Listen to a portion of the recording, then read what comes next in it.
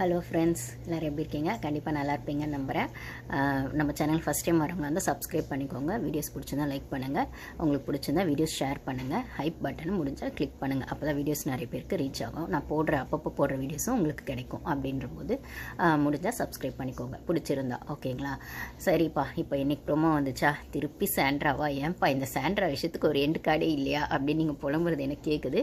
Actually நான் தான் சொல்கிறேன், அவங்க ஒரு மாதிரி கன்னிங் கேம் ஆடுறாங்க. அது வெளியில் தெரியல அப்படிங்கிறத விட சேனலுக்கு நல்லா தெரிஞ்சிருக்கு அவங்க கேம் ஆடுறாங்கன்னு. ஸோ இதுவும் ஒரு விதமான கேம் ஸ்ட்ராட்டஜி தான். பட் ஆனால் இது வந்து என்ன ஆகும்னா ஆடியன்ஸை கொஞ்சம் இரிட்டேட் பண்ணும்.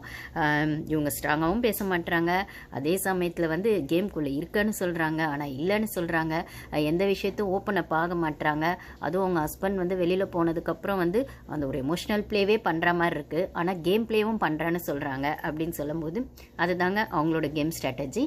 ஸோ இது வந்து ஓப்பன் அப் ஆகணும் அப்படின்னும் போது யாராவது இதை வம்பு வலித்து, அதுக்கு தான் திவ்யா வந்து வம்பு வலிச்சிட்டே இருக்காங்க. வா சண்டைக்கு அப்படின்னு. நான் போக மாட்டேன் அப்படின்றாங்க இவங்க.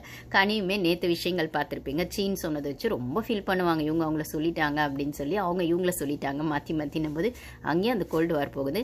நம்மளுக்கு தான் தெரியுமே, கனி அழுதோடனே அந்த குரூப்பிசம் அப்படியே வந்துட்டு பொத்தி என்னது நான் மேகலையை பொத்தி வச்சேனே அப்படிங்கிற மாதிரி கனியை பொத்தி வச்சிருக்கேன் அந்த குரூப்பு அக்கான்னு சொல்லிட்டு.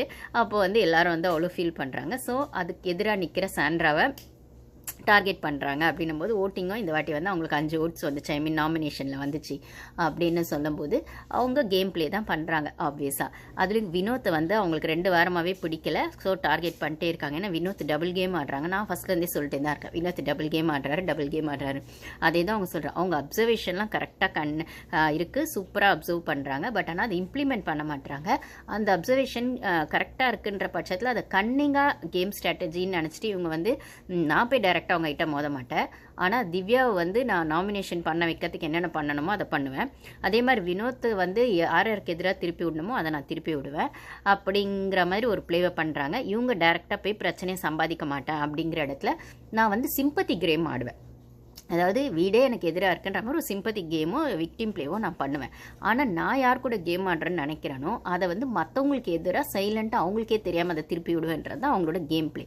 இது ஒரு கன்னிங்னஸான கேம் ப்ளே அப்படின்னு சொன்னாலும் இது ஆடியன்ஸ் ரொம்ப நாளைக்கு இதை தாக்கு பிடிக்க முடியாது.